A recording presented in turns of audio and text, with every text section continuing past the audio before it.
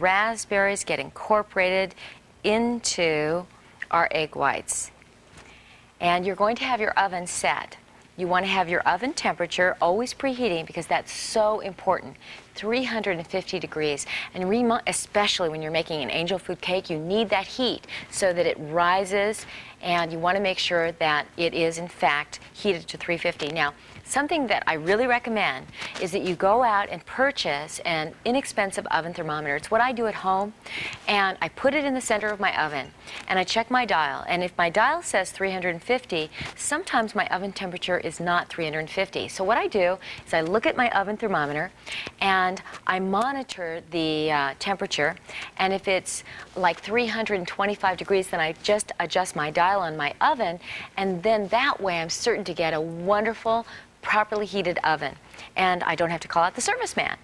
Okay, now once I've got my raspberries fully incorporated, I'm then going to place this into my angel food cake pan.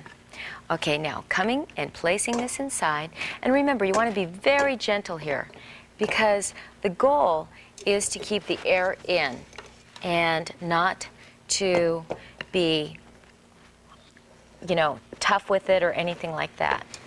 Okay, it's going to go in, and then keeping the air nice inside, you're going to come back around and you're going to even it out so you don't have a lopsided sponge cake. You're going to come back and gently come around and make sure you've got an evenly dispersed egg whites with the raspberries. And then, of course, don't forget to run your knife through the egg whites so that there's no big holes, and that's a great way to prevent the holes. Okay, now you're going to bake this for about 35 to 40 minutes. And you know when you know it's done? First of all, you're going to see it rise beautifully, and then you're going to see that it's golden in color. As soon as you see that, take it out of your oven, and then remember to let it cool by inverting it. While it's cooling, we're going to make the sauce. Okay, now the sauce consists of, and I've got it in my food processor here, I've got raspberries and the powdered sugar. And I'm going to add to that amaretto. And if you don't want to add amaretto, you know, you can always add either vanilla, you could add nothing at all, or you can even add almond extract. And now I'm going to add my lemon juice. Then I'm going to take and I'm going to blend. And I'm basically creating a wonderful raspberry sauce that we're going to pour on top of this. Now, once I've created the sauce, I'm going to pour it into a container. And we want to then pour that through a strainer. Now, what I'm doing is I'm removing the seeds from the raspberry so it doesn't get in your teeth. And then you want to basically work on mashing. And then the sauce, the raspberry sauce will be separated from the seeds. And you just keep working that through. And then you'll use that to pour over your angel food cake. Now keep in mind, something that you can do once you've done this is you can actually pour it into a dispenser so that it's easier for you to actually make fun decorations and have kind of a consistency of just a proper stream. And let me show you what I mean. Now you can do two things here. You can actually put the raspberry sauce on the very bottom of the plate, or you can take it and coming along and just creating kind of a special little look.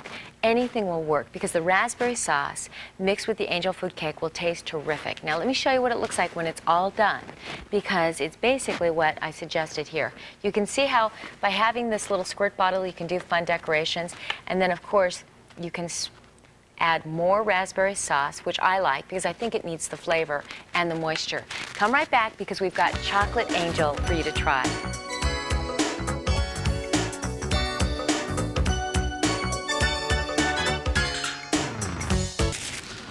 Arranging in an even layer, turn the oven bag to coat the chicken with the sauce. Close the oven bag with a nylon tie and cut 6 half-inch slits in the top. Bake until chicken is moist and tender, usually 45 minutes. You'll get a beautiful meal without the hassle of scrubbing pots and pans, and it always turns out right. And don't worry if your bag is brown, it's supposed to be that way. I serve my chicken Marengo over pasta. Thanks for joining me. I'm Carrie Whitaker. See you next time. Tonight, just put your